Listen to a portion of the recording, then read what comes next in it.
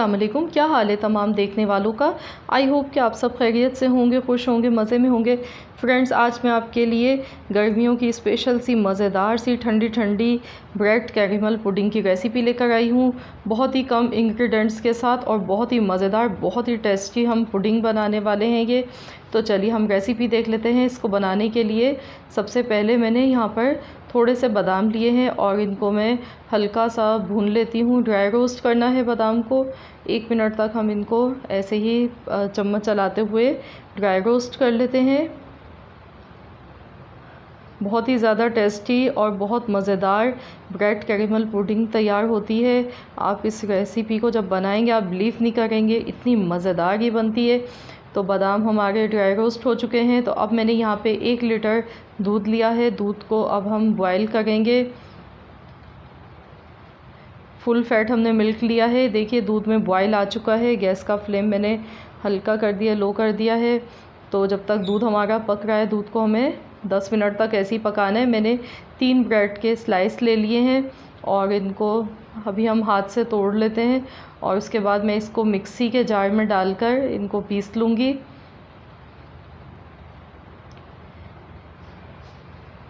तो अब हम इसको पीस लेते हैं। तो ये देखिए हमने पीस लिया है और अब हम इसको दूध में डालेंगे।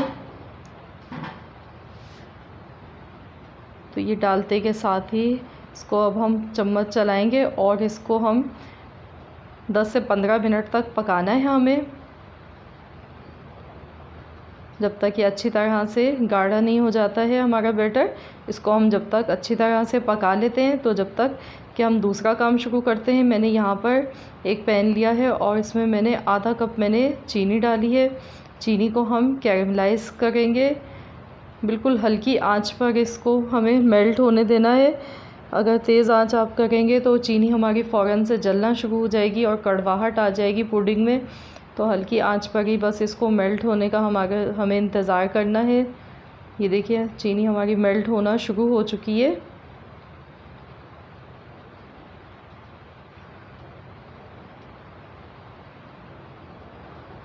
इसको मेल्ट होने में 5 से 7 मिनट लगेंगे। तो ये देखिए मेल्ट हो चुकी है। बस मैंने गैस का फ्लेम अब बंद कर दिया है और दूध में मैं इसको फ़ौरन नहीं डालूँगी ऐसे ही, क्योंकि ये बहुत ज़्यादा गर्म है और जैसे ही हम दूध में डालते हैं तो ये एकदम ऊपर आती है। तो इसलिए इसको हम 1 मिनट के बाद, कुछ सेकंड्स के बाद इसको डालेंगे। तो देखिए अब हम इसमें दूध में डाल गए हैं चीनी जो हमने कैरेमलाइज़ की थी और थोड़ी थोड़ी करके मैं डाल गई हूँ। ये देखिए डालते के साथ ही एकदम से ये ऊपर आता है दूध, और केयरफुली होके आप भी डालिएगा। तो इसीलिए मैं एक साथ पूरी नहीं डाल गई हूँ, मैं थोड़े थोड़े डाल के मिक्स कर गई हूँ। और माशाल्लाह से देखिए कलर कितना ज़्यादा इसका खूबसूरत आ रहा है। इतना प्यारा सा गुलाबी कलर इसका होना शुरू हो चुका है और पुडिंग भी हमारी काफ़ी गाढ़ी होना शुरू हो चुकी है। तो बस मैंने ये डाल दिया है इसमें। अब मैंने इसमें पिसी हुई इलायची का 1 पाउडर डाला है। 6 से 7 सब्ज़ी इलायची मैंने लेकर उनको पीस लिया था और आप थिकनेस देख सकते हैं इसकी। तो अब हम इसको ठंडा करेंगे। ठंडा होने के बाद भी ये मज़ीद और गाढ़ी हो जाएगी। अब मैं इसमें बादाम डाल गई हूँ। जो हमने बादाम ड्राई रोस्ट किए थे उनको हमने काट लिया था, तो हमने डाल दिए हैं। तो अब मैं गैस का फ्लेम बंद कर गई हूँ और इसको हम ठंडा होने देते हैं। तो ये देखिए हमारी पुडिंग ठंडी हो चुकी है। अब मैंने इस तरह का केक बनाने वाला जो मोल्ड होता है मैंने ये ले लिया है। आप किसी भी बर्तन में निकाल सकते हैं इसको और आप इसकी थिकनेस देख सकते हैं, ये काफ़ी गाढ़ी है।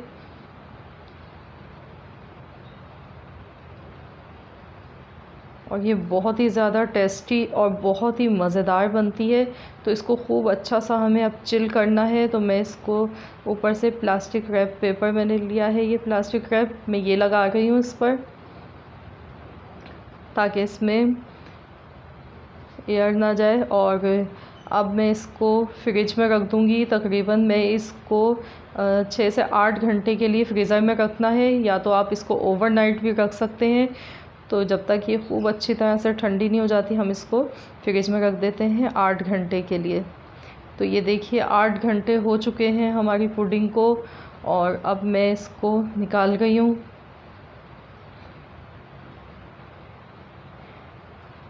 तो मैं नाइफ़ से पहले साइडों से इसको ऐसे निकाल लूँगी ताकि ये आसानी से बाहर आ जाए। आपको देखने में पता चल रहा होगा कि हमारी पुडिंग कितनी सॉफ्ट सी और कितनी यमी सी बनी है ये।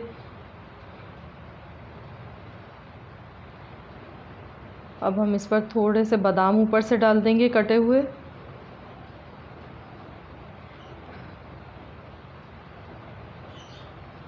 तो चलिए अब मैं आपको काट कर दिखाती हूँ कि हमारी ब्रेड पुडिंग कैसी बनी है। ये देखिए कितनी सॉफ्ट है और ठंडी ठंडी मज़ेदार। आप गर्मियों में इंजॉय करें, इसको बनाएं।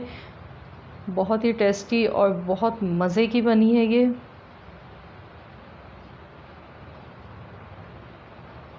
देखिए कितनी, आप इसको देखिए कितनी ये नरम सी है और ठंडी होने के बाद ये कितनी मज़े की और कितनी टेस्टी लग रही है। बहुत मज़े की बनी है। तो आप ज़रूर रेसिपी को ट्राई कीजिएगा, अपना फीडबैक मुझे दीजिएगा। रेसिपी अच्छी लगे तो वीडियो को लाइक कर दें। मिलते हैं इंशाअल्लाह ताला बहुत जल्द एक और नई रेसिपी के साथ।